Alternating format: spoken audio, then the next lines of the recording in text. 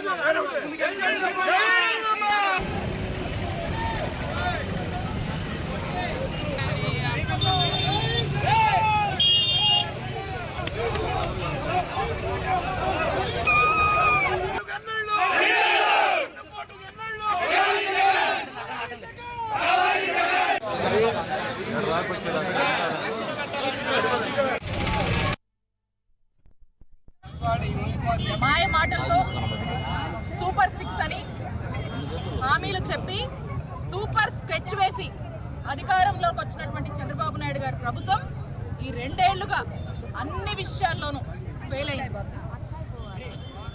ఎలా ఫెయిల్ అయింది, ఎందుకు ఫెయిల్ అయింది అనేటువంటి విషయాలు మనం మాట్లాడుకుందాం.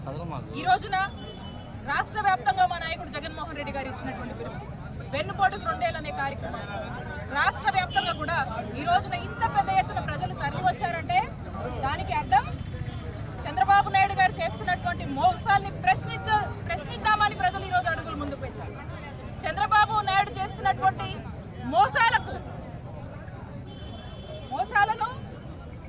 చేస్తున్నటువంటి పాపాలను ప్రశ్నిద్దామని చెప్పి ఈరోజు ప్రజలు అడుగులు ముందుకు వేసి వచ్చారు. అలాగే చంద్రబాబు నాయుడు గారు ప్రభుత్వం మీద, చంద్రబాబు నాయుడు గారి పాలన మీద అభిప్రాయం పోయింది, ఆశ పోయింది అని చెప్పడానికి ఈరోజు ప్రజలు అడుగులు ముందుకు వేసి ఈరోజు రోడ్లెక్కినటువంటి పరిస్థితి మీరు చూస్తూ ఉన్నారు. ఈరోజు మేము అడుగుతా ఉన్నాం చంద్రబాబు నాయుడు గారు